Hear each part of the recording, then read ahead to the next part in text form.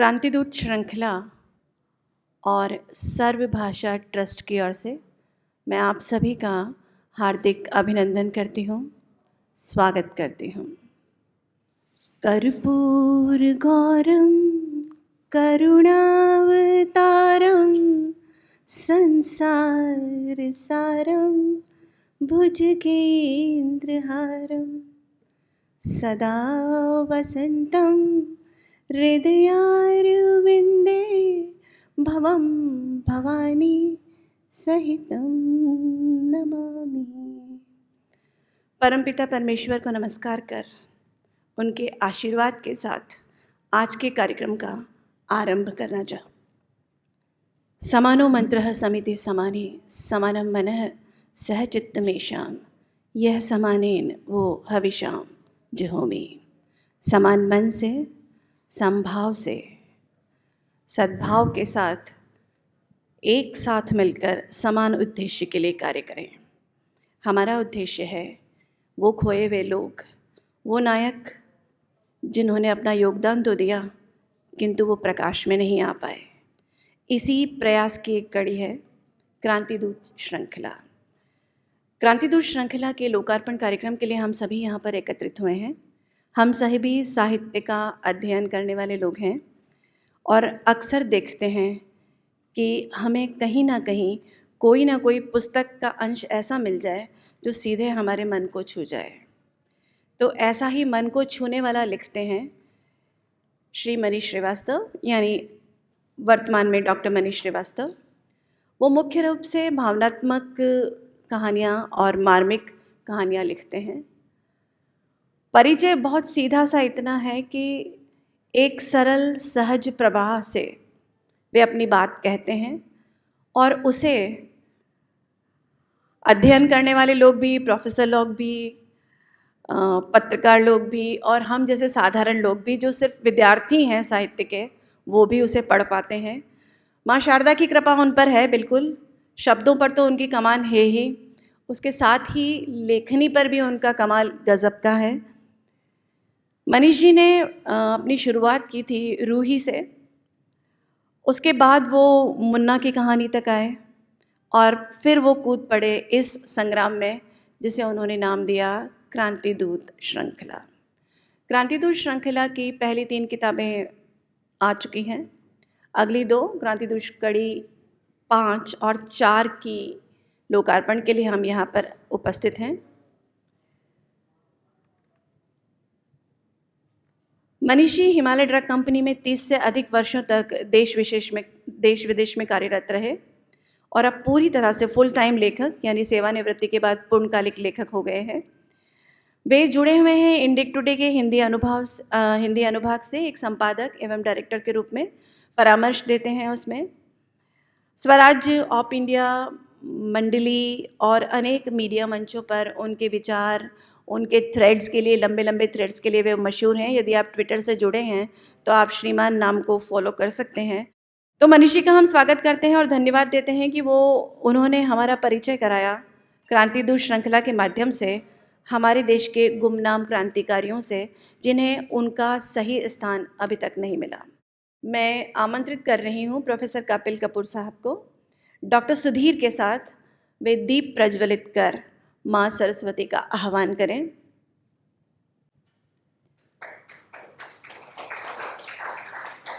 रोशनी पूंजी नहीं है जो तिजोरी में समाए, वह खिलौना भी न जिसका दाम हर ग्राहक लगाए। वह पसीने की हंसी है, वह शहीदों की उम्र है, जब तड़प कर तिल मिलाए। दीप कैसा हो कहीं हो, सूर्य का अवतार है वह, धूप में कुछ भी न किंतु तम का पहरेदार है वह। दूर से तो एक ही बस फूंक का वह है तमाशा, देह से छू जाए तो विप्लवी अंगार है वह। दीप ज्ञान ज्योति।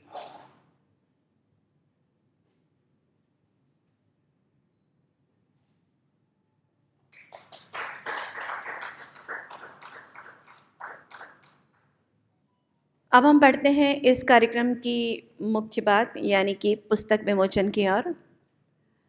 मैं निवेदन करूंगी हमारे आज के कार्यक्रम के मुख्य अतिथि प्रोफेसर कपिल कपूर से कि वे पुस्तक का विमोचन करें।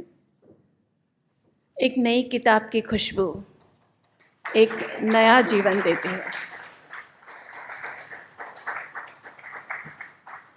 शोर मत करना यहाँ तुम, धूल माथे से लगाना, है शहीदों की सभा यह।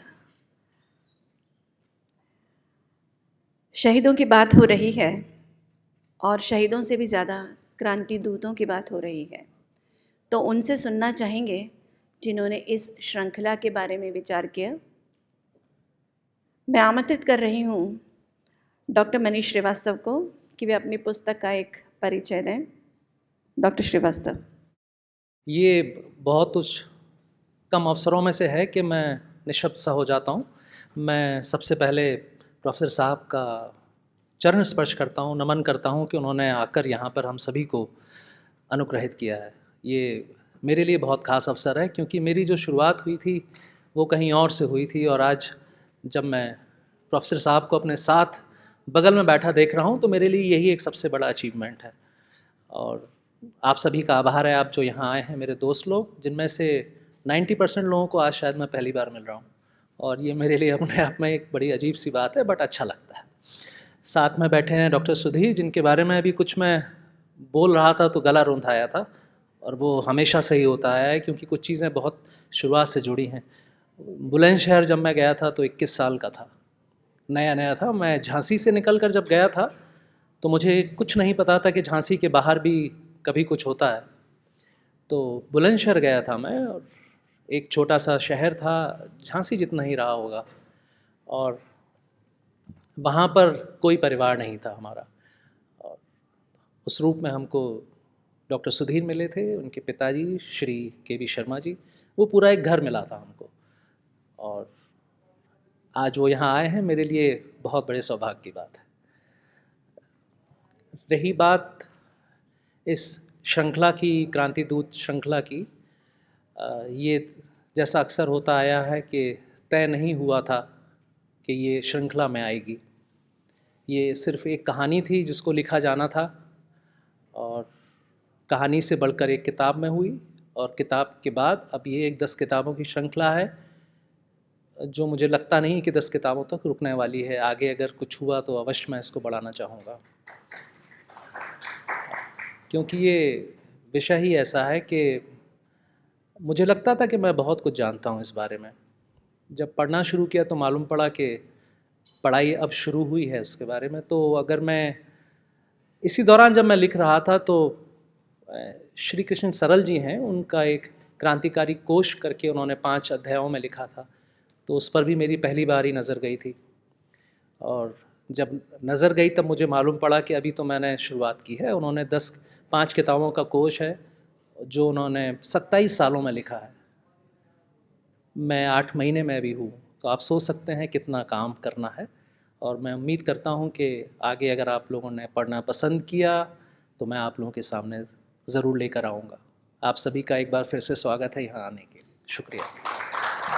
भाषा का सरल और सहज प्रवाह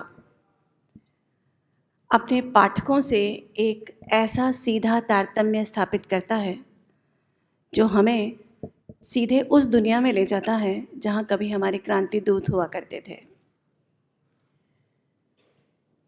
आगे की ओर बढ़ते हैं और प्रकाश के उद्बोधन के लिए मैं आमंत्रित कर रही हूँ केशव मोहन पांडे। श्री केशव मोहन पांडे कुशीनगर से हैं, उत्तर प्रदेश से।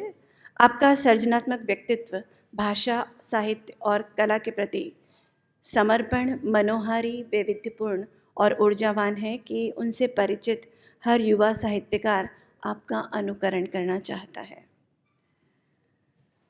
केशव जी हिंदी और भोजपुरी में रचनाएं करते हैं, रचनाएं लिखते हैं। हम आपको अपने बीच पाकर बहुत ही गौरवान्वित हैं सर, और आपका बहुत धन्यवाद कि आप क्रांति दूत श्रृंखला को हमारे बीच लेकर आए। केशव मोहन पांडे जी, कृपया हमें संबोधित करें। Thank you. सबसे पहले तो आज की शाम उपस्थित इस पूरे सभागार को सादर प्रणाम आज के मुख्य अतिथि जी को, सुधीर सर को, और जिनके कारण हम आज उपस्थित हुए हैं ऐसे भाई डॉक्टर मनीष श्रीवास्तव जी को, और बधाइयाँ भी। जहाँ तक बात मैं करूँ क्रांति दूत श्रृंखला के प्रकाशन की, तो सच्चाई, अगर आप सबके सामने मैं सच्चाई स्वीकार कर रहा हूँ कि सर्वभाषा ट्रस्ट की यह उपलब्धि है, इस पुस्तक का प्रकाशन, इस श्रृंखला का प्रकाशन उपलब्धि है। उपलब्धि इस मायने में कि मनीष श्रीवास्तव जी की यह पहली पुस्तक नहीं है। जैसा कि उनकी पाठकगण, उनके प्रियजन जानते हैं कि रूही और मैं मुन्ना हूँ से उनकी लोकप्रियता, अच्छी खासी लोकप्रियता उन्होंने हासिल कर ली थी। वहाँ हमने कुछ नहीं किया, हमें उनकी लोकप्रियता का लाभ मिला है। और लाभ हमें, मतलब हम लोग खुद लाभान्वित हुए हैं, सर्वभाषा ट्रस्ट खुद लाभान्वित हुआ है। ये हमारे लिए गौरव की बात है और सार्वजनिक रूप से स्वीकारने में भी कोई बुराई नहीं है। मैं बहुत कुछ इनसे सीखा कि व्यक्ति को पेशेंस कितना रखना चाहिए, और कई बार मैं समय से उत्तर नहीं दे पाता हूँ, कई बार ऐसा हुआ, उसके बाद भी ये बड़े ही मधुर वाणी में अपनी शिकायत दर्ज कराते हैं। लगता ही नहीं है कि शिकायत कर रहे हैं, तो मन थोड़ा सा और बदमाश हो जाता है, थोड़ा सा और उसको ये बड़ी ही सहजता से एक बड़े भाई के रूप में स्वीकारते हैं और हम लोगों पर स्नेह बरसाते हैं। मुझे लगता है कि जैसा कि हमारे आज के मुख्य अतिथि जी, हमारे सुधीर सर, बाकी जो जैसे सर ने अभी कार्यक्रम की शुरुआत में ही सर ने जो अपनी टिप्पणी दी, अपनी व्याख्या दी, अपनी बात कही, क्रांतिदूत की लोकप्रियता या क्रांतिदूत की सफलता यही है कि इसको हर पाठक वर्ग, हर वय का, हर उम्र का पाठक वर्ग पढ़ रहा है। अच्छा, उसके पढ़ने के पीछे नए बच्चों को, मैं स्वयं भी कुछ बच्चों को, टीनेज बच्चों को मैंने दिया उपहार के रूप में भी, पढ़कर बड़ा प्रसन्न हुए, क्योंकि यहाँ पर साहित्य का बोझिल हिंदी नहीं है। यहाँ पर ऐसी हिंदी है जो आराम से 10, 11, 12 में पढ़ने वाले बच्चे भी पढ़ करके समझ लेते हैं।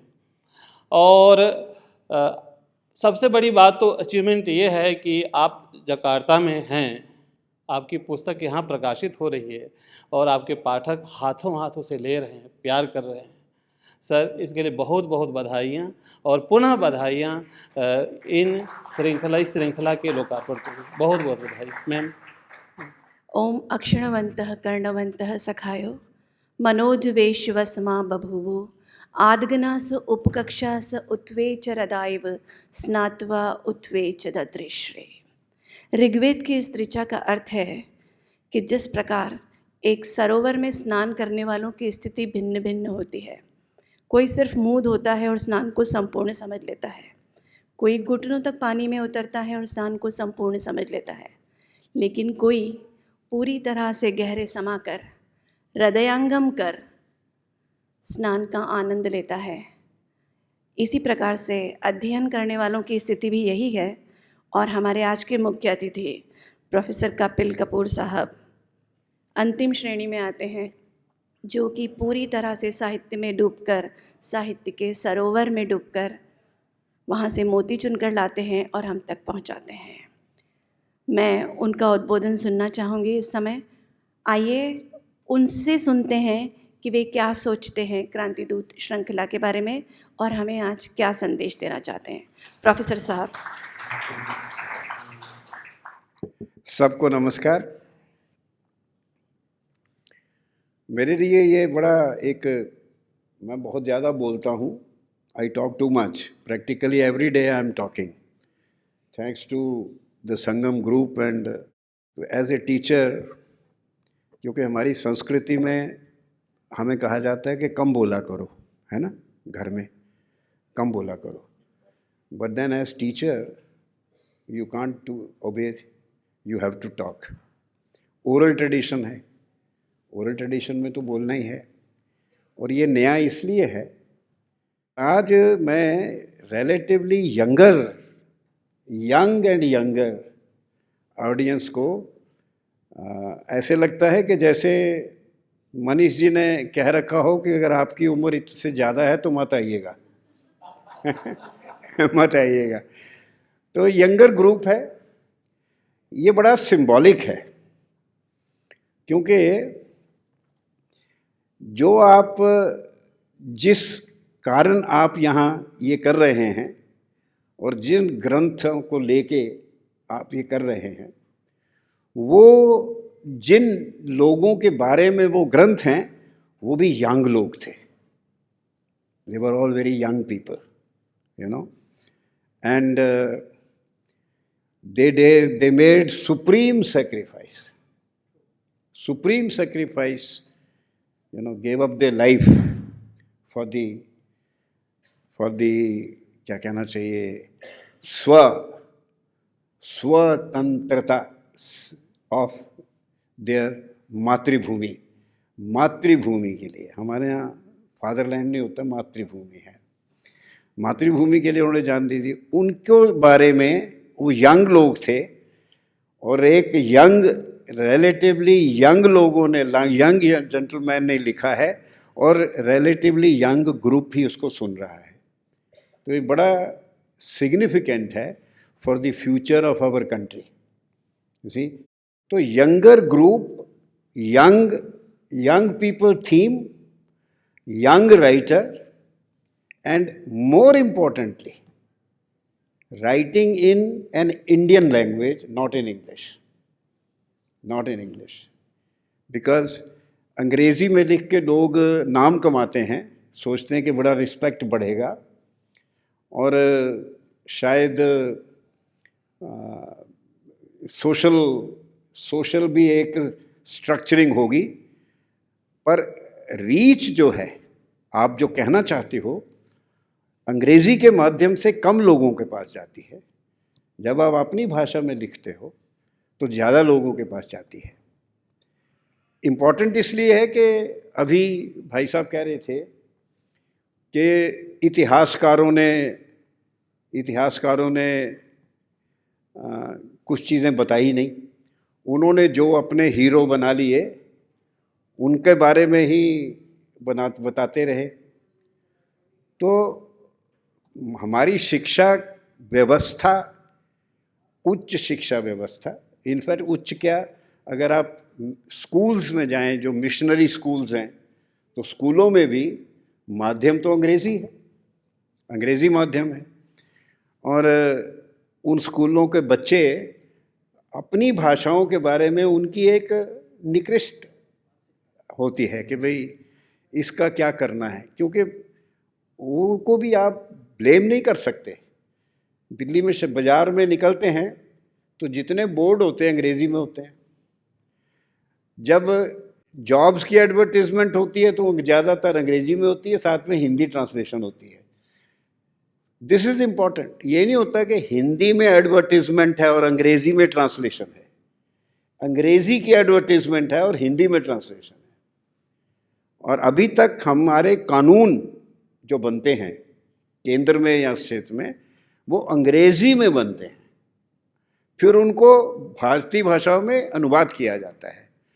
तो स्वतंत्रता, मानसिक स्वतंत्रता से उभरने के लिए अपनी भाषा में अपने जो बलिदानी, जिन्होंने अपनी मातृभूमि के लिए बलिदान दिया, उनके लिए अपनी भाषा में लिख के ज़्यादा लोगों तक पहुंचना, और उन लोगों तक पहुंचना जो अंग्रेज़ी मानसिकता से अभी शायद अछूते हैं. क्योंकि अंग्रेज़ी मानसिकता में एक प्रॉब्लम आएगी. जिनको आप हीरो, क्रांति दूत कह रहे हो, उनको कई लोग आजकल अंग्रेज़ी में कहते हैं दे वर टेररिस्ट ऑफ देयर टाइम. वो टेररिस्ट थे, उस वक्त वो टेररिस्ट थे, और आज हम उनको फ्रीडम फाइटर कहते हैं. पर आपको एक आम भारतीय जो है, एक आम आदमी जिसका माइंड पोल्यूट नहीं हुआ इस शिक्षा से, अंग्रेज़ी शिक्षा से, वो आपको कभी भी भगत सिंह या खुदीराम बोस या जतिन दास 76 दिन भूख हड़ताल करी जेल में, ऐसे लोगों के बारे में वो ये नहीं कहेंगे ये आतंकवादी थे, वो नहीं कहेगा. पर जो इस शिक्षा में होते थे, इसलिए हिंदी भाषा में लिख के इसको पहुँचाना, ये आपका बहुत बड़ा योगदान है, बहुत बड़ा योगदान है. और मैं सोचता हूँ कि अगर आपके पास साधन सुविधा या सहायक हो तो इनको जो प्रमुख 4-5 प्रदेशीय भाषाएं हैं, है ना, बांग्ला है, मराठी है, तमिल है, तेलुगु है, इनमें इनका अनुवाद करके, प्रमुख भारतीय भाषाओं में अनुवाद करके इनको फैलाना चाहिए। क्योंकि हिंदी जगत काफ़ी बड़ा है, thanks to the Bollywood, Hindi ज़्यादा समझी जाती है, पर फिर भी large number of people do not understand, जबकि वो सारे लोग इन नामों से परिचित हैं। देखिए, हमारी जो संस्कृति है ना, मौखिक है। हमारी संस्कृति मौखिक है, हमारी संस्कृति लिखित संस्कृति नहीं है। ऑल्दो हम लोग आजकल पिछले अपनी शिक्षा के कारण धीरे धीरे हमारी संस्कृति भी लिटरल लेटर्स की तरफ जा रही है। कंप्यूटर जो है वो एक बड़ी पावरफुल इंस्ट्रूमेंट है of shifting you from orality to writing. But ये जो डिजिटलाइजेशन, जिसके कारण आपका ये मोबाइल में भी फिल्म आ जाती है या टेलीविज़न में फिल्में आ जाती हैं, तो वो आपकी मौखिक संस्कृति के लिए बहुत ही अच्छा है। इन्हीं लोगों की, अगर आप अपने इन्हीं टेक्स्ट को स्क्रिप्ट, फिल्म स्क्रिप्ट बना के छोटी छोटी फिल्म बनाएंगे भिन्न भाषाओं में, तो इसकी रीच और भी एनॉर्मस हो जाएगी, बढ़ जाएगी, है ना। क्योंकि आजकल पढ़ने का फैशन कम है, पढ़ने का फैशन कम हो गया है, पढ़ते आजकल लोग नहीं हैं, आजकल देखते हैं और सुनते हैं। ये भी बड़ी अचंभे की बात है कि ये देखना और सुनना ही हमारी संस्कृति के लक्षण हैं। हमारा सारा साहित्य, पौराणिक या दूसरा, वो श्रव्य प्रेक्ष है, श्रव्य प्रेक्ष, औरल विजुअल। हमारी ये महाभारत छपी हुई किताब है, पर हमें ये नहीं मानना चाहिए कि ये एक लिखने वाली सभ्यता की प्रोडक्ट है। वो लिखने का ग्रंथ नहीं है, वो मैट्रिकल है। The shlokas are meant to be announced. Ramcharitmanas, Tulsidas की चौपाइयाँ गाई जाती हैं। वेद पढ़ने के ग्रंथ नहीं हैं, उच्चारण करने के और सुनने के हैं, श्रवण के ग्रंथ हैं। इसलिए उनको श्रुति कहते हैं, श्रुति कहते हैं। हमें उसको कभी लिखने से नहीं जोड़ते हैं। तो ये जो वेस्ट ने टेक्नोलॉजी बनाई, वो एक तरफ तो हमको अपनी मौखिक परंपरा से लिखित को ले जा रही है, दूसरी तरफ और in a bigger way they are reviving, reinforcing, strengthening our श्रव्य प्रेक्ष संस्कृति। तो ज्ञान हमारे यहाँ पुस्तकों से नहीं आता, इसलिए यूनिवर्सिटियों में, किताबों में, इतिहास में रोमिला थापर ने नाम नहीं लिया, उसका कोई फर्क नहीं पड़ता।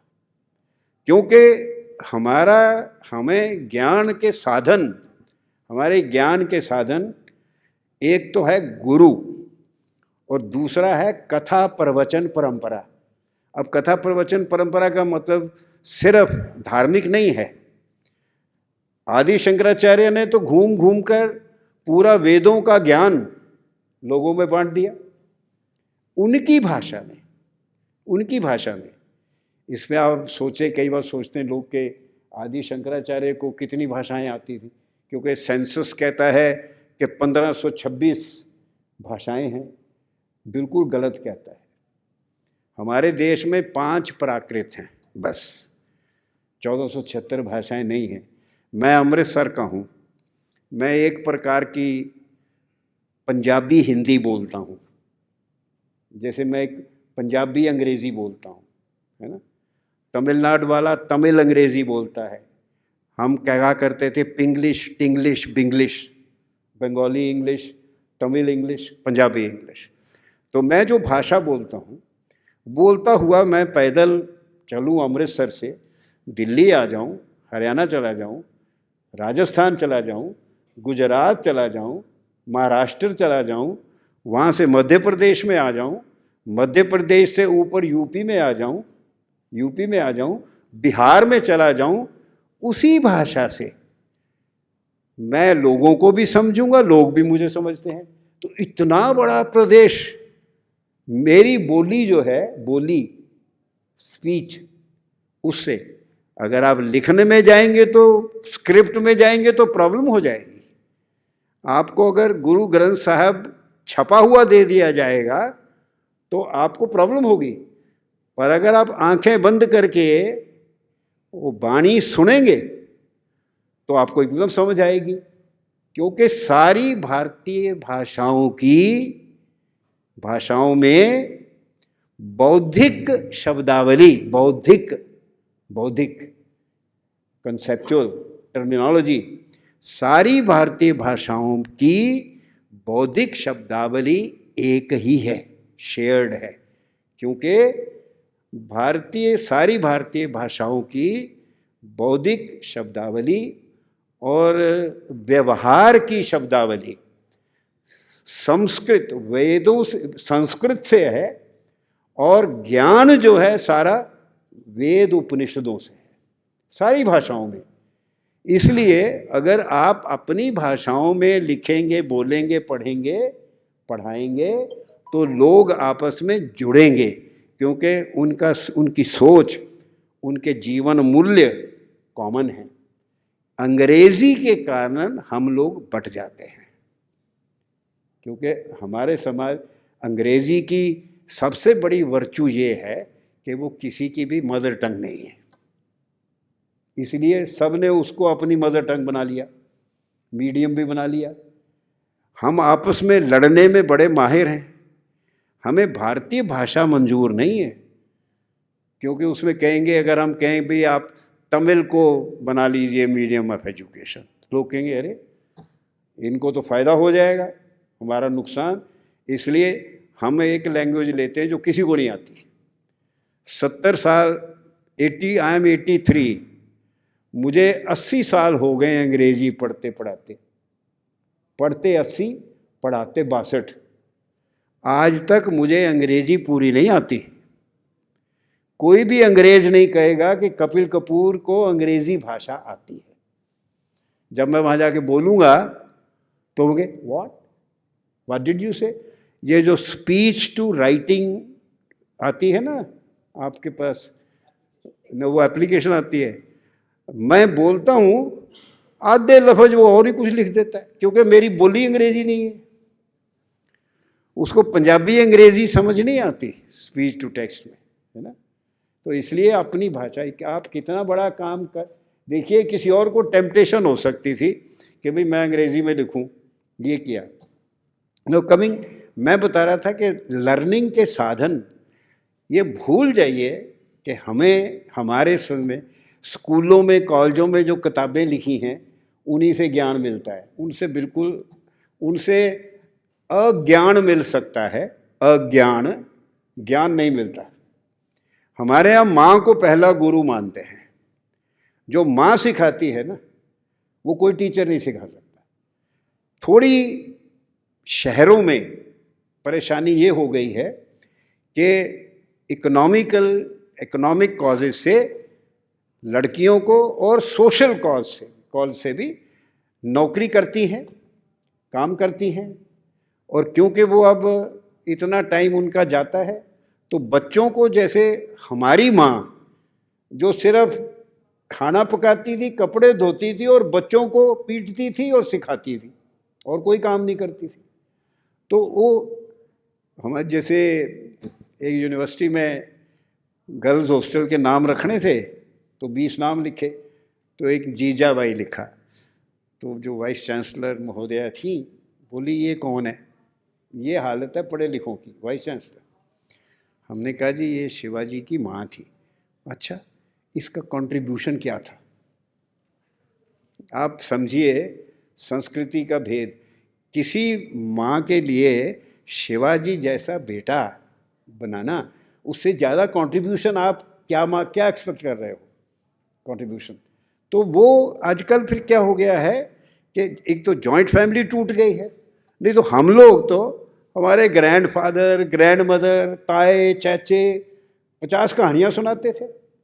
हमें तो ये सब चीज़ें धरोहर में मिली हैं जो आजकल के बच्चों को किताबों में भी नहीं मिलती, घर में भी नहीं मिलती। थोड़ा सा सोशल, ये शहरों की कठिन परिस्थिति के कारण ज़्यादा है, पर जहाँ भी हो सके, अगर ज़रूरत ना हो तो माँ का रोल तो सबसे इम्पोर्टेंट है। उससे बड़ा तो कोई पिता का भी रोल नहीं होता। हमारे यहाँ बड़े बड़े नाम, गौतमी पुत्र सतकर्णी। गौतमी पुत्र सतकर्णी। सतकर्णी कौन था? उसने शकों को सिंध नदी के किनारे पूरे हिंदुस्तान से निकाल के फाइनली शकों को सिंध नदी के किनारे हराया 78 एडी में। नासिक का राजा था। उसका नाम क्या है? गौतमी पुत्र सतकर्णी। उसके पिता कौन थे? किसी को नहीं पता। And it doesn't matter. We are basically a mother oriented matrilineal people. तो माँ का रोल बड़ा ज़रूरी है। अभ्यास, अनुभव, माँ गुरु, और उस समय में गुरु भी बड़े अच्छे होते थे। गुरु भी बड़े कल्चरली वैल्यू ओरिएंटेड होते थे। तो इस वक्त क्योंकि एक शून्यता, एक वैक्यूम आ गया है कि वो सिस्टम्स जो हैं ब्रेक डाउन कर गए हैं, इसलिए ऐसी किताबों की ज़रूरत पड़ती है। क्योंकि ये लोग जो हैं, ये दूसरी धारा है देश की। जब फ्रीडम स्ट्रगल रीसेंट हुआ तो जो मुख्य धारा मानी जाती है, वो मुख्य धारा का योगदान कितना था कितना नहीं था, वो एक चर्चा का विषय है। पर ये दूसरी धारा एक थी पैरेलल, और वो मुख्य धारा से के समकालीन तो थी ही, शायद उससे पहले से थी। 1857 में कोई गांधीयन मूवमेंट नहीं थी। यहाँ बैटल ऑफ प्लासी के बाद जो अवध का एस्टेब्लिशमेंट हुआ और छोटे छोटे ठाकुर राजा लोगों ने जो युद्ध किए अंग्रेज़ों के साथ, कई साल युद्ध किए 1857 के बाद भी, वो तो उस वक़्त गांधी मुख्य धारा नहीं थी। पर ये धारा जो थी, जिसको दूसरी धारा माना गया, और वो भी धारा अंडर करंट वाली, दबा के रखी गई कि भाई तो गांधी जी ने खुद, जब भगत सिंह की को फांसी, भगत सिंह राजगुरु सुखदेव को थी, तो इरविन आया था, इरविन गांधी का डिस्कशन हुआ था। तो लॉर्ड इरविन ने लिखा है कि मैंने सोचा था कि गांधी सबसे पहले हमें ये कहेंगे कि इन तीनों की फांसी माफ कर दो, पर गांधी ने तो चर्चा ही नहीं की। जब बातचीत खत्म हो गई तो लॉर्ड इरविन मैंने गांधी से कहा, do you want to say something about Bhagat Singh, Sukhdev and Rajguru? You know what Gandhi said? Oh, that is your law and order problem. आप समझ रहे? और कहने को महात्मा भी अंग्रेजों ने बनाया। 1837 में चिट्ठी लिखी सारे दफ्तरों को कि don't address M.K. Gandhi as Gandhi, address him as Mahatma Gandhi. Mahatma Gandhi, वैसे महात्मा तो बड़े, ही led a very comfortable life, है ना, टिल द वेरी एंड। तो चलिए वो छोड़िए, पर ये जो धारा थी, इसको समर्थन लोगों का था, पर ये तो एक माइनॉरिटी थे। माइनॉरिटी इन द सेंस, अपना बलिदान देने वाले लोग मेजॉरिटी में तो नहीं होते, जो अपनी जान दे देते हैं, है ना, जान दे देते थे। और इन्होंने इन लोगों के नाम, इनकी नामों की भी एक, जैसे विष्णु सहस्त्र नाम है ना, आपको भी एक शास्त्र नाम बनाना चाहिए कि नोन एंड अननोन, कि भीकाजी कामा कौन थी। 19 साल की लड़की पारसी 1909 में जर्मनी में बर्लिन में उसने ट्राई कलर फ्लैग चढ़ाया था, 1909, इसी भीकाजी कामा। तो इस तरह रानी अबक्का ने मतलब नीदरलैंड की आर्मी, नीदरलैंड की नेवी डिस्ट्रॉय कर दी। She was the queen of a small state, उन्हें डिस्ट्रॉय कर दी। हम लोग जानते ही नहीं, बट जो जानते हैं वो सिर्फ किताबों से नहीं जानते। जानने के बहुत साधन हैं। जानने के साधन एक तो ये है कि आपको कोई गुरु ही मिल जाए कि बाबा जी सुनाओ जरा अपने ज़माने की, इन लोगों की बातें सुनाओ, दे विल नरेट। आप अनुभव अभ्यास, जहाँ जहाँ कथावाचक होते हैं, कथा करते हैं, वहाँ सुनते हैं। हम लोग वहीं से सीखते हैं। हमने महाभारत रामायण वगैरह भी कथावाचकों से ही सीखी। बाद में जाके ग्रंथ पढ़े ये किए, तो अभ्यास करने से। अब इनका जो पूरी सीरीज़ है, ये चॉइस इनका है। इन्होंने अपना एक दायरा बनाना ज़रूरी है, पर ये दायरा फैलेगा। आपको कुछ निर्णय लेने पड़ेंगे कि आप क्रांति किस चीज़ को कहते हैं। हाँ? क्रांति, क्योंकि रेवोल्यूशन एक बड़ा अंग्रेज़ी में बड़ा पॉपुलर वर्ड है, पर ये लोग ये क्रांतिकारी, revolutionary in the left orientation sense में नहीं थे। They were not. You see, they were not working for the change of government. कि भाई इनकी जगह हमारा। उनको पता था कि उनके मरने से, एक आदमी के मरने से कुछ नहीं होने वाला, कुछ भी नहीं होने वाला, फिर भी मरते थे। तो क्रांति आप किसको, ये हमारी देश की एक जो परंपरा रही है बड़ी पुरानी, जिसे काफ़ी लोग उस भाषा को पसंद नहीं करते, धर्म रक्षक परंपरा। धर्म की रक्षा करने वाले लोग, धर्म की रक्षा शस्त्र से भी होती है, शास्त्र से भी होती है। इसलिए एक टेक्स्ट को विजुअल में बनाना, ऑडियो विजुअल में स्क्रिप्ट बना के, और उसमें that is why where you will choose कि भी जो पर्सन है, जो लेट अस से भगत सिंह का रोल करता है, क्योंकि जो नॉर्मल बनती हैं चीज़ें, मेजर के तो बन जाते हैं, पर इतने हैं अनसंग हीरोज़ हैं। आपको कोई फिल्म, आपने जतिन दास का तो कईयों ने नाम ही नहीं सुना।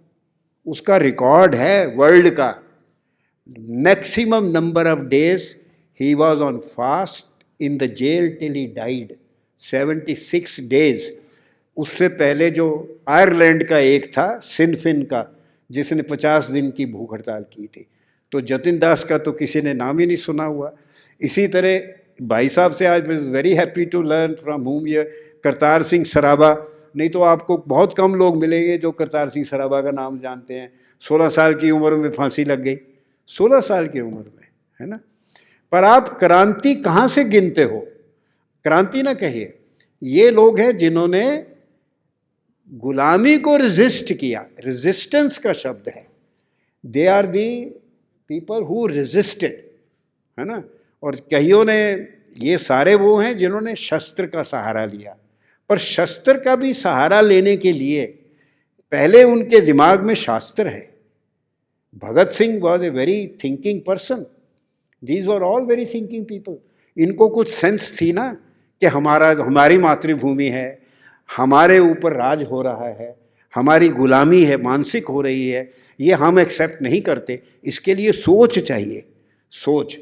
तो दोनों इंटरवोवन है और उनको लेके फिर आप जब प्रोजेक्ट करोगे तो देखने सुनने से लोगों पे जो इम्पैक्ट होगा वो और भी ज़्यादा होगा, अंग्रेज़ी से ज़्यादा इसमें। और क्रांति कब से शुरू करोगे, यह इम्पॉर्टेंट इसलिए है। Don't limit yourself to freedom struggle. freedom struggle, your freedom struggle began in 704. जब सिंध पे मीर कासिम का कब्जा हुआ, तब से अगले दिन से आपकी ये युद्ध, आपका ये युद्ध शुरू हो गया।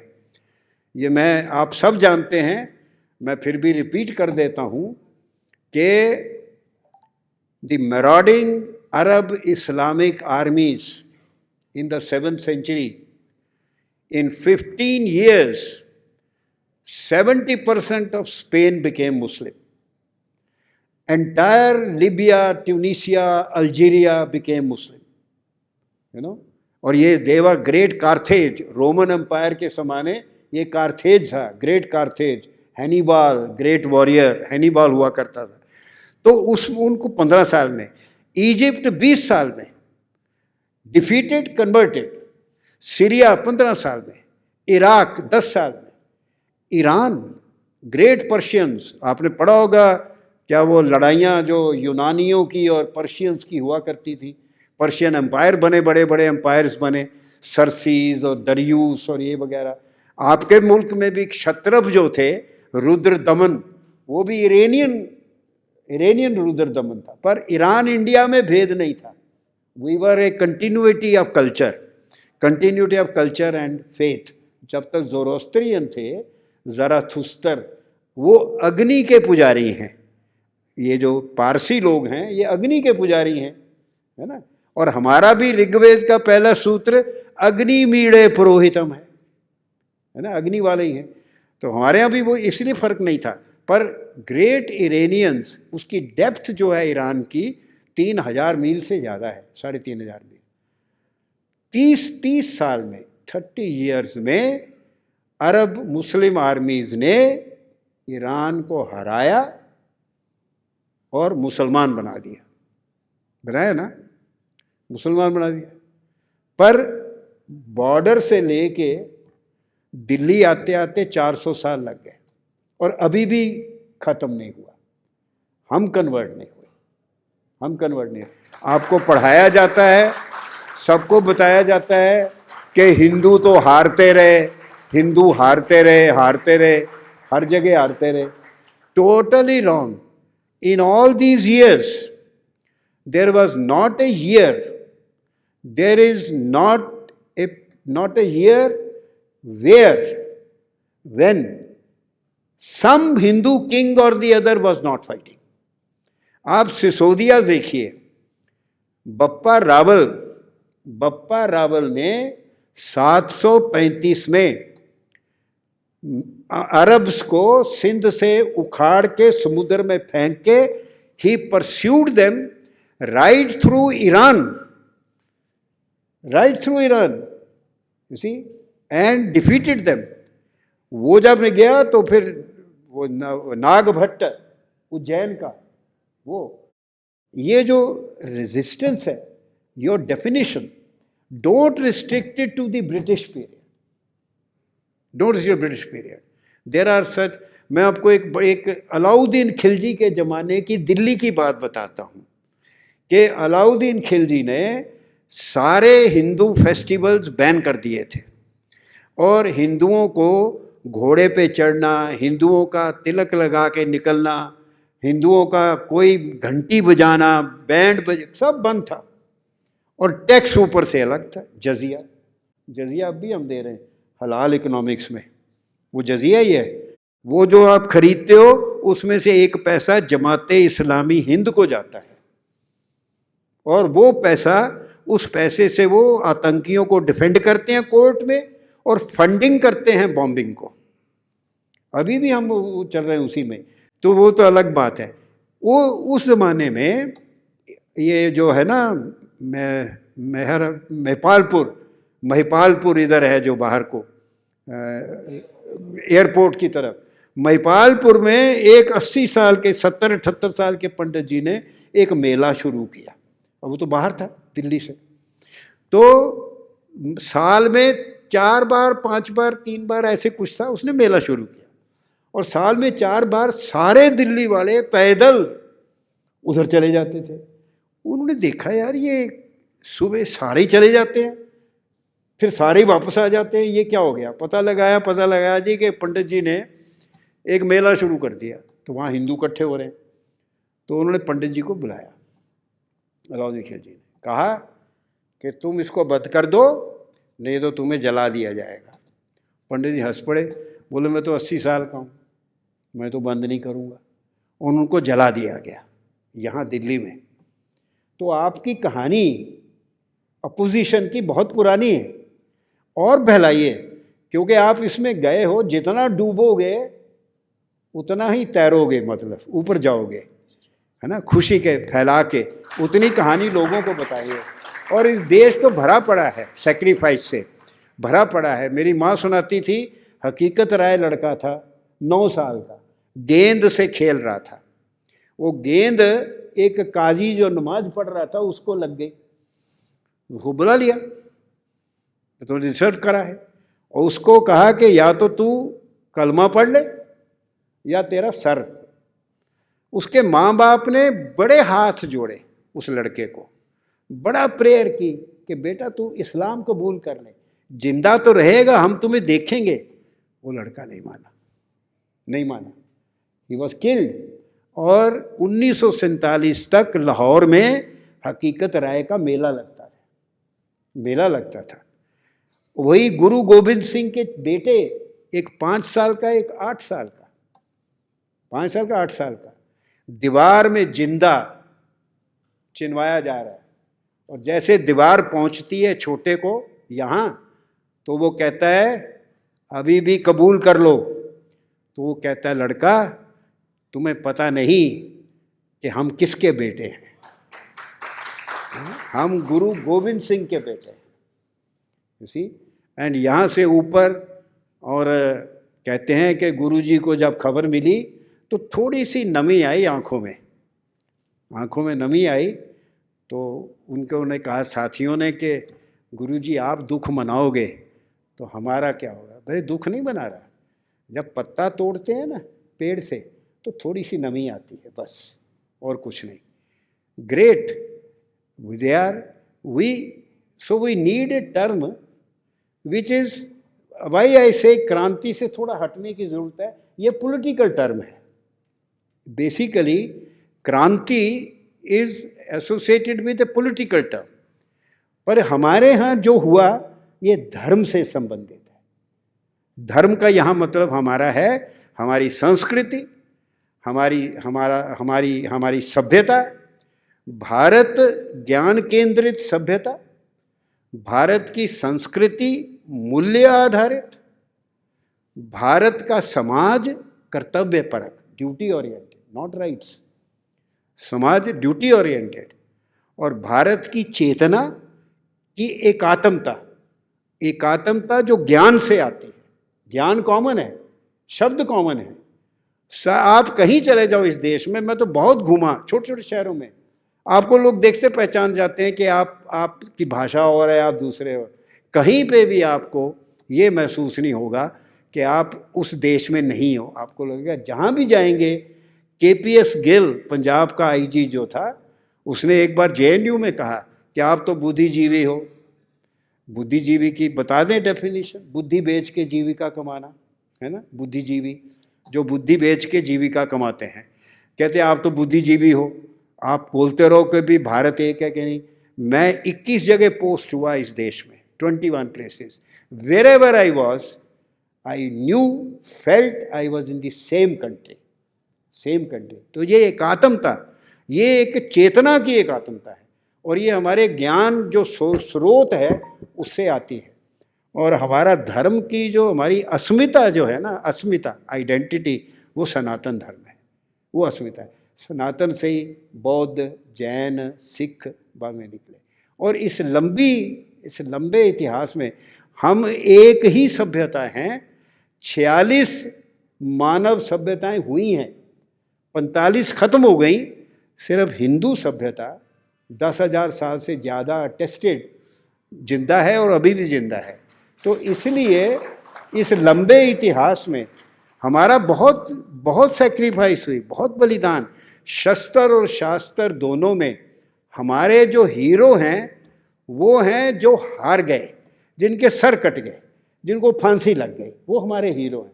हमारे हीरो वो नहीं है जिन्होंने बैटल जीत ली, दूसरे कंट्रीज ऑक्यूपाई कर लिए। भारत से फौजें कभी बाहर नहीं गई, पर भारत से विचार हमेशा बाहर गए। और ये पूरी जो सिल्क रूट था, सिल्क रूट, ये आइडिया, ये ट्रेड रूट तो था, पर ये आइडिया रूट था। भारत के जितने आइडियाज थे पूरे एशिया में फैल गए। तो इस लंबी कहानी में इतना बलिदान है। आप अगर पेशावर के 3 वो त्रिलोचन पाल, अनंगपाल, जिन्होंने पहले काबुल में लड़ाई लड़ी, काबुल हार के पेशावर में आ गए। जो हार जाता था वो अपने आप को जिंदा चिता में जला ले रहा था। फिर उसका बेटा लड़ाई लड़ा, फिर जब वो हार गया उसने अपने आप को चिता में जला लिया। फिर तीसरा लड़ा। क्या वो भी तो हमारे डिफेंडर है ना, दे आर फाइटर्स। तो इसलिए आप एक कहानी लिखो इसकी, देश की रक्षा की, देश की संस्कृति की रक्षा की, ये सारे आपके कैरेक्टर उसमें फिगर करेंगे। ठीक, पर आपको बहुत आशीर्वाद, आप सब यंग हो, और बहुत बहुत आशीर्वाद आपको। कोस कोस पर पानी बदले, 4 कोस पे वाणी। और जैसा कि अभी सर ने कहा, वय से युवा और हृदय से युवा। तो वय से युवा तो सामने बैठ कर के सुन रहे हैं, हृदय से युवा हम सभी को उद्बोधित कर रहे थे। तो एक बार फिर से please bring your hands together for professor Kapil Kapil. और हम वाकई में आगे बढ़ते हैं युवा वर्ग की ओर। शिवम आ रहे हैं मंच पर इस पुस्तक के कुछ अंश सुनाने के लिए। श्री जानकी वल्लभ विजयतेतराम। मंच पर आसीन हम सभी के आदरणीय, माननीय और मार्गदर्शक आदरणीय मुख्य अतिथि महोदय, आपको प्रणाम करता हूं और ईश्वर से प्रार्थना करता हूं कि कमल दल के समक्ष उपस्थित इस जलकुंभी को यह सामर्थ्य दें कि 2 शब्द आपके सम्मुख कह सकूं। क्रांतिदूत श्रृंखला के विषय में जब मेरी बात हुई थी मनीष भैया से, पिछले वर्ष हम लोग मिले थे, दिल्ली में ही मिलना हुआ, तो मेरा कहना सिर्फ इतना था कि ये पथ बहुत कांटों भरा है और हमारी लड़ाई जिन विचारों से है वो अपने आप में बहुत मजबूत हैं। उनके पास संसाधन भी हैं, उनके पास वो लोग हैं जो समर्थन देने के लिए अपना कंधा लगाए खड़े हैं। हमको कंधे तलाशने की आवश्यकता पड़ती है, उनके लिए कंधे लाइन लगा कर खड़े हैं। हम उस विचारों की लड़ाई में हैं। 2 किताबें मुझे प्राप्त हुई थी और भी किताबें लाइन में लगी हैं, उनको पढ़ा जाएगा, उनसे बहुत कुछ सीखा जाएगा। उसी किताब का एक अंश है मैंने ट्विटर पर साझा किया था और मनीष भैया से निवेदन किया कि इस बहुत ही बिजी शेड्यूल में मुझे अवसर दें कि मैं वो सुना सकूं। काकोरी कांड का दृश्य है और आई थिंक ये पहली किताब में लिखा गया है। तो काकोरी कांड की ये घटना है। बड़का लेखक रेडियो पर आप सभी का बहुत स्वागत करता हूं। मेरा नाम शिवम शर्मा है। आज़ादी की लड़ाई अपने आप में बहुत विस्तृत रही, जितनी विस्तृत रही उससे ज़्यादा ही भावनाओं से भरी रही। ये अपने आप में सोचना कितना भी तकलीफ देता है कि कई माँ के लाडले सर चुना गए, कई माँ के बच्चे सर कटा गए, सिर्फ उसके लिए कि माँ का आंचल कोई थाम कर ना खड़ा हो, माँ का आंचल यूं ही लहराता रहे। क्रांतिदूत श्रृंखला में बात की गई है काकोरी कांड की। 1925 का काकोरी कांड वो घटना थी जिसने अंग्रेजी शासन की नींव हिला दी थी। अंग्रेजी शासकों के मन में संशय आ रहा था कि बिना किसी संसाधन के आखिर कैसे ये युवा ये युद्ध लड़ पा रहे हैं। प्लेटफॉर्म नंबर 5 पर खड़ी गाड़ी पर काकोरी के लिए जब टिकट लेते क्रांतिदूत अंदर चढ़े तो उन्होंने स्वप्न देखा था आगामी स्वतंत्रता की झांकी का। काकोरी कांड वो घटना थी जिसमें साथी विचारकों को यह प्रश्न मन में उठा था कि कहीं आजाद हमें ले ना डूबे। लेकिन सिर्फ आज़ाद ही थे जो काकोरी के बाद आज़ाद रह पाए थे। काकोरी के बाद वो झांसी पहुंचे, उससे पहले काशी और फिर प्रयागराज। झांसी पहुंचे तो दरवाजे पर किसी ने आवाज़ दी, दोस्त भाई आ गया था। कौन था वो दोस्त भाई और कौन थी ये कहानी, कैसी थी ये कहानी, ये जानने के लिए पढ़ना पड़ेगा क्रांतिदूत श्रृंखला की ये किताब, ये पूरी पुस्तक श्रृंखला। ये पुस्तक पढ़िए और अपने बच्चों को पढ़ाइए, क्योंकि हमारे इतिहास में जो सूचनाओं को लेकर एक बहुत बड़ा घाटा है, एक इन्फॉर्मेशन डेफिसिट है, उसको भरा जाना बहुत ज़रूरी है। मुझे विश्वास है कि इस ग्रंथ को अपनी वाणी दे करके मैं उसके साथ न्याय कर पा रहा हूँ और कर पाया हूँ। किसी भी प्रकार की त्रुटि के लिए आप सभी से क्षमा चाहूँगा। इस किताब को पढ़ते हुए बहुत सामान्य सा अनुभव साझा कर रहा हूँ। इस पुस्तक को, इस किताब को पढ़ते हुए जो विचार मन में आया कि ऐसी किताबों का लिखा जाना न केवल ज़रूरी है बल्कि बहुत पहले लिखा जाना ज़रूरी था। हम थोड़ी देर ही सही, लेकिन हम इसको आगे लेकर जाएंगे।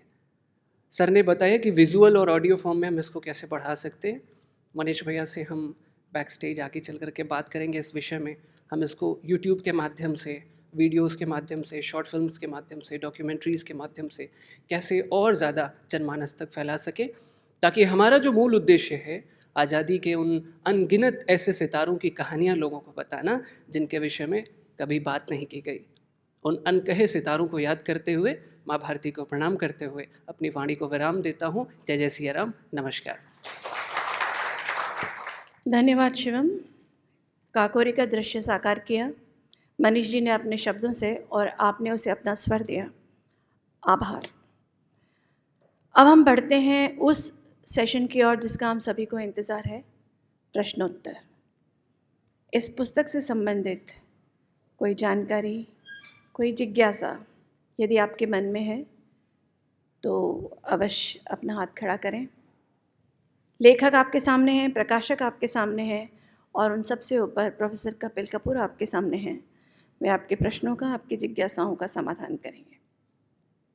हिंदुत्व, आप कश्मीर फाइल्स बनाएं तो हिंदुत्व और ये शब्द डिरोगेटरी बना दिया गया इतना कि हम में आत्मविश्वास की कमी हो गई है अपनी सच्चाई को खोल करके बोलने के लिए। जैसे हम सच्चाई बोलते हैं, हमें एक आक्रमण होता है और हमें हर तरह से क्षति पहुंचाने की कोशिश आती है, जो हमें हमारी संस्था के साथ भी होती है। आपको बड़ा अनुभव है, बड़ा अच्छा लगा आपको सुन करके। और जैसा आपने कहा श्रुति की परंपरा, आपने 1 घंटे में हमें पता नहीं कितना सिखा दिया, तो आपका बहुत बहुत आभार, धन्यवाद। लेकिन आपका क्या सुझाव होगा, सॉरी मनीष आपसे जाना, ये जो कॉलोनियलिटी है उससे हम किस तरह से लड़ सकते हैं? एक इतिहासकार के तौर पे आप क्या सुझाव देना चाहेंगे कि हम इस कॉलोनियलिटी से कैसे जूझें हर क्षेत्र में, सिर्फ इतिहास नहीं, हमारे जो और भी सामाजिक विकास जैसे हमारी संस्थाएं करती हैं, और वो आत्मविश्वास कैसे वापस ला सकते हैं? उस वक्त वियतनाम की लड़ाई चल रही थी और लेफ्टिस्ट होल्ड यूनिवर्सिटी का बड़ा स्ट्रांग था। आप समझ रहे हैं ना? आप आत्मविश्वास की जो बात कर रहे हैं ना, जैसे हिंदुत्व और ये, तो मैं एक एटीट्यूड बता, तो मैंने वहाँ जाके 2-3 चीज़ें जब मैंने ज्वाइन किया, स्टडी की कि यहाँ जो उनकी विचारधारा के विरोधी हैं उनको वो घेरते कैसे। बड़ी मिक्स्ड यूनिवर्सिटी थी, सारे इंडिया से लड़के लड़कियाँ आते थे। जो मैं पहले क्लास में जाता था, नया सेशन शुरू होता है, नई क्लास है, तो मैं जाके अपने आप को इंट्रोड्यूस करता था। I don't know what I am, but I tell you what I am not. I am not a Marxist. If you insist on my affirmative definition, I am a backward, orthodox, obscurantist Hindu. Luckily, in JNU, courses are optional, attendance is optional. You are free to leave my class. कोई भी नहीं जानता था. My classes became the most popular. See? क्योंकि मैं तो radical हो गया ना, वहाँ सारे मार्क्सिज्म पढ़ा रहे हैं, मैं उल्टी धारा बहाने लग गया। और मैंने अंग्रेजी एमए में, इंग्लिश एमए में पाणिनि की अष्टाध्यायी, भरत का नाट्य शास्त्र सब पढ़ाया 22 सालों से। और आज वो उस जमाने के पढ़े हुए लड़के आज यूनिवर्सिटी चला रहे हैं, कोई रजिस्ट्रार है, कोई प्रॉक्टर है, कोई प्रोवोस्ट है। तो कॉन्फिडेंस आदमी को क्यों कैसे आता है? कॉन्फिडेंस आता है अपने ज्ञान से। प्रॉब्लम क्या है कि जब हम भारतीय कहते कि भी आपको भारतीय ग्रंथ पढ़ने चाहिए, टीचर्स क्यों नहीं करते? क्योंकि उन्होंने खुद ही नहीं पढ़े हुए और उनको बड़ी मेहनत लगेगी इसको करने में, और अगर ये खुल जाएगी तो उनकी दुकान बंद हो जाए, बड़ी मेहनत चाहिए ना, तो इसलिए नहीं करते। Problem basically lack of confidence individual है। एक ये जो थे, इन्होंने ये नहीं देखा कि मेरे साथ कितने चल रहे हैं, 50 चल रहे हैं, 100 चल रहे हैं। वो कह ना बंगाला में कहते हैं अकेला चलो, एकला चलो। खुद अपना कॉन्फिडेंस अपने पे रखना ये जरूरी। बाकी बात रही जिस बात पे वो लोग आपको कहते हैं, हमको कहते हैं, मैं तो खुद ही अपने आप को पहले ही कह देता था। आई बिलीव, मैं ये भी कहता था जब मैं रडियार्ड किपलिंग पढ़ाता था, I love imperialism, I love imperialist. Why? 32,000 white soldiers, they ruled the entire country. आप कुछ नहीं कर पाए। जब वो चले गए, अब सारे लोग उठ के गाली देते हैं, ये कौन सी बहादुरी है? उस वक़्त क्यों नहीं किया? जब एंग्लो सिख वार हो रही थी, Sikhs were the most dangerous enemies the British army found, you know. उस वक़्त जो ब्रिटिश आर्मी, जिसको बंगाल आर्मी कहते थे, वो लड़ी सिखों के साथ। उनमें कौन लोग थे? ठाकुर और ब्राह्मण। अंग्रेज थोड़े थे, ठाकुर और अंग्रेज तो अफसर थे। तो 1849 में वो उनको हारे। 1857 में जब आपका हुआ, तो जब उनको कहा सिखों को कि हमारे साथ आ जाओ, वो कह रहे 8 साल पहले तुम हमारे साथ आ जाते, हमने तो इनको भगा ही देना था, तब तो तुम आए नहीं। नमस्कार। मैं उस जनरेशन से हूँ जब जिस जनरेशन की बात प्रोफेसर साहब कर रहे हैं, मैं अपने दादी माँ, नानी माँ से मैंने रामायण की चौपाइयाँ सुनी हुई हैं। मैंने अपने चाचा, ताऊ, मामा सबका प्यार लिया हुआ है। और उन दिनों में मोबाइल, टीवी तक नहीं होता था, तो मुझे पढ़ने का शौक़ था और बहुत जल्दी पढ़ता था मैं। तो अक्सर जब हम ट्रेन जर्नी किया करते थे या बस में जाया करते थे, तो मैं राजन इकबाल की छोटी छोटी किताबें पढ़नी मैंने शुरू की। उसके बाद मुंशी प्रेमचंद पढ़ा। और मैं ये सोचता हूँ कि जो मेरी जनरेशन के लोग हैं, वो आज भी हिंदी में सोचते हैं और इंग्लिश में ट्रांसलेट करके इंग्लिश बोलते हैं। हमारी भाषा हिंदी है। हम लोग बेसिकली अपने आप को एक्सप्रेस हिंदी में ही बेटर कर पाते हैं। हम चाहे जितनी मर्जी विदेशी यात्राएं कर लें, जितने मर्जी अंग्रेज़ों के साथ उठ बैठ लें, लेकिन हम सोचते आज भी हिंदी में हैं। शायद कुछ हार्वर्ड में पढ़े हुए लोग या अच्छे स्कूलों में, कॉन्वेंट में पढ़े हुए लोग, जिनको हिंदी से वंचित रखा गया, वो शायद इंग्लिश में सोचते हैं और इंग्लिश में बोलते हैं। लेकिन ज़्यादातर लोग, मैं समझता हूँ, जो मिडिल क्लास के लोग हैं, वो आज भी हिंदी में सोचते हैं। लेकिन जो हिंदी की पुस्तकें हैं, वो पिछले 30 सालों में, 35 सालों में धीरे धीरे गायब होती चली गई और उसका स्थान इंग्लिश की ग्लॉसी कवर पेज, उसके बारे में, क्योंकि लेफ़्ट का कंट्रोल्ड मीडिया था, हिंदुस्तान टाइम्स हो, टाइम्स ऑफ इंडिया हो, उनके बारे में वीर सांघवी या जो भी बड़े बड़े लोग हैं, या एक शशि थरूर ही अगर आकर बोल दें कि ये किताब बहुत अच्छी है, या उसके बुक लॉन्च में जाएं, उसके बारे में अखबारों में लिखा हुआ आएगा, तो सडनली वो एक किताब बहुत सुपर हिट हो जाती है। और अभी भी मैं देखता हूँ कि जो हमारे बच्चे हैं, वो जब गाड़ी में निकलते हैं, जाते हैं, कहीं पर हम रेड लाइट के ऊपर पाकिस्तान की आई एम मलाला तो बिक रही होती है, लेकिन आपको कहीं मुंशी प्रेमचंद की लिखी किताब उन रेड लाइट पे बेचने वालों के हाथ में नहीं मिलेगी। तो आपने जो ये हिंदी में लिखने का काम किया और एक धर्रे से हटकर आपने सिंपल भाषा का उपयोग किया, आपने लोगों को अंदर तक छूने का जो काम किया, वो काम मैं चाहता हूँ लोग उसके बारे में बात करें। ये किताबें स्कूलों में पढ़ाई जाए या ना पढ़ाई जाए, उनकी लाइब्रेरीज में ज़रूर हों, लोगों के पास उपलब्ध हों।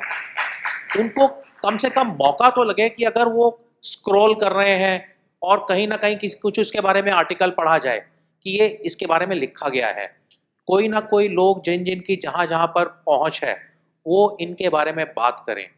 मैं सिर्फ मनीष श्रीवास्तव की क्रांति दूत या मुन्ना की बात नहीं कर रहा हूँ, मैं बेसिक हिंदी की किताबों की, हिंदी भाषा की लेखनी की बात कर रहा हूँ। और प्रोफेसर साहब, आप तो कितनी कमेटीज़ में हैं, कहाँ कहाँ आपका उठना बैठना है, तो इन किताबों को धीरे धीरे आप इंट्रोड्यूस कीजिए। जो सच्चाइयाँ हैं, जो हमारे दिल से जुड़ी हुई सब्जेक्ट्स हैं, जो चीज़ें हमें डे टू डे लाइफ में हिट करती हैं या जो चीज़ें हमारी जड़ों से हमें वापस मिलाती हैं, जिस भाषा को पढ़कर हमें अपनी मिट्टी की खुशबू आती है, उन चीज़ों को हमें भी, अगर लेफ्ट का इकोसिस्टम है तो एक छोटा सा राइट का इकोसिस्टम भी हमें शुरू करना चाहिए। हम भी इनके बारे में बात करें, हम भी इनको प्रमोट करें, तो शायद हम अपनी आने वाली पीढ़ी के साथ जस्टिस कर पाएंगे। जो बातें हम आज इस कमरे में बैठ के कर रहे हैं, मुझे बहुत अफसोस है कि मैं आज अपने बच्चों को लेकर नहीं आया हूँ। प्रोफेसर साहब, आपने जो 1 घंटा हमें इतना ज्ञान दिया है, I request you, if somebody has recorded this, this is pure magic जो आपने दिया, गोल्ड आपने हमें इतने से समय में दिया। ये सब बातें, ये सब चीज़ें लोगों तक पहुंचनी चाहिए। इसको किसी भी तरीके से हमें प्रमोट करना चाहिए, नॉट बिकॉज कि मैं आज क्रांति दूत के बुक लॉन्च पर आया हूँ या मैं मनीष श्रीवास्तव को जानता हूँ, मैं इस सब्जेक्ट की बात कर रहा हूँ। आज कौन पढ़ता है राजन इकबाल की पुस्तकें, मुंशी प्रेमचंद कहाँ गए, ये सब क्यों हमने डीप फ्रीजर में डाल दी चीज़ें, इनको वापस लाना चाहिए एक मॉडर्न लुक के साथ। एक मॉडर्न, आप प्रकाशक हैं, आप मुंशी प्रेमचंद की किताब को आज एक सरल हिंदी अनुवाद करें, आज एक अच्छी भाषा के अंदर, एक सिंपल भाषा में, जिससे लोग जुड़ें, उसका ग्लॉसी कवर निकालें, उसके बारे में मीडिया में बात हो, लॉन्च हो उसका proper. Let us do that. एक छोटा छोटा करके स्टेप उठाएं तो शायद हमारी आने वाली पीढ़ी भी हिंदी पढ़ेगी, हिंदी बोलेगी और हिंदी लिटरेचर से जुड़ेगी। Thank you very much. तो बात आती है इसकी कि हम अपनी संस्कृति को स्वीकार करें, स्वयं को स्वीकार करें और उसके बाद अपनी श्रेष्ठता को अंगीकार करें। आइए आगे बढ़ते हैं। एक खुशखबरी आपको देनी है कि सर्व भाषा ट्रस्ट की ओर से हमारे आज के लेखक डॉक्टर मनीष श्रीवास्तव को सूर्यकांत त्रिपाठी निराला साहित्य सम्मान सन 2022 के लिए दिया जा रहा है। मैं निवेदन करूंगी कार्यक्रम के मुख्य अतिथि प्रोफेसर कपिल कपूर साहब से कि वो मनीष जी को सम्मानित कर हमें अनुग्रहित करें।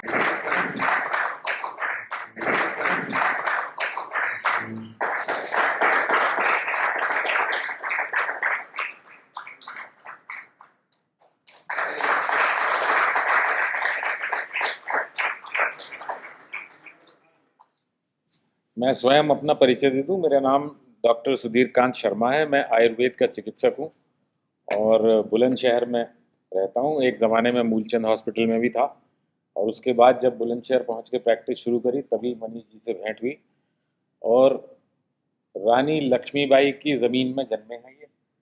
तो ये यहाँ पे इन्होंने जो कुछ भी अब इनका ट्रांसफॉर्मेशन हुआ है, जिसको अंग्रेजी में ट्रांसफॉर्मेशन कहते हैं, पिछले कुछ वर्षों में उसे देख के मैं कितना अंदर से हर्षित हूँ और कितना ताज्जुब में भी हूँ, क्योंकि ये किस प्रोफेशन में थे और आज ये कहाँ पहुँच गए हैं।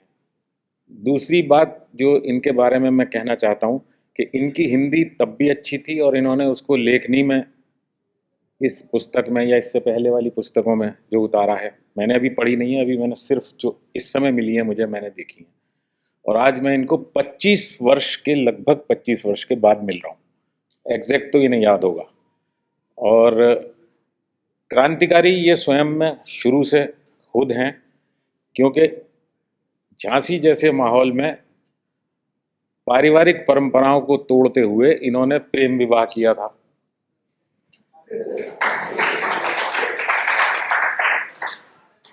और मेरे पिताश्री डॉक्टर स्वर्गीय कैलाश बिहारी शर्मा जी और हमारे परिवार के ये बहुत निकट रहे हैं, तो सबके थोड़े थोड़े विरोध के बाद भी इन्होंने अपनी बिटिया के जन्म की तारीख स्वयं निर्धारित की थी और उसी तारीख में उपलब्ध तरीके से इन्होंने वो बिटिया को प्राप्त किया था। और मैं जब बोल रहा हूं तो इत्तेफाक से वो दोनों ही नहीं है यहाँ पे, इनकी धर्मपत्नी और इनकी बिटिया। मैं उनके सामने बोलना चाह रहा था, लेकिन मैं समझता हूँ ये कुछ रिकॉर्ड हो रहा होगा तो अपने आप उनको देखने को जरूर मिलेगा। तो पहले क्रांति दूत तो इनकी किताब का नाम है, मगर पहले क्रांतिकारी ये हैं जिसको 25 साल बाद मैं मिलके ये महसूस कर रहा हूँ कि इनका क्या परिवर्तन हुआ और कैसे ये इतने क्रिएटिव और इमेजिनेटिव हो गए। भगवान इन्हें और शक्ति दे और ये और चीज़ें आगे बढ़ाएं। और जैसा कि प्रोफेसर कपूर ने इनको सजेशन दिया कि छोटी छोटी आजकल की नेटफ्लिक्स और प्राइम के ज़माने में कुछ इनकी ऐसी फिल्म्स बन सकें जो बहुत शॉर्ट हों और आज की जनरेशन को भी ये चीज़ें दृश्य और श्रव्य के हिसाब से सुनने को मिले। बहुत बहुत बधाई, आप सब लोगों का धन्यवाद। और इसके साथ ही हम आ पहुँचे हैं आज के कार्यक्रम के अंतिम सोपान पर। मैं आप सभी का आभार व्यक्त करती हूँ और धन्यवाद देना चाहूँगी हम सभी से जुड़ने के लिए हमारे साथ। उम्मीद करते हैं, अपेक्षा करते हैं कि क्रांति दूत की यह यात्रा इसी प्रकार आगे जारी रहेगी, श्रृंखला 10 से भी आगे बढ़ेगी। धन्यवाद, नमस्कार।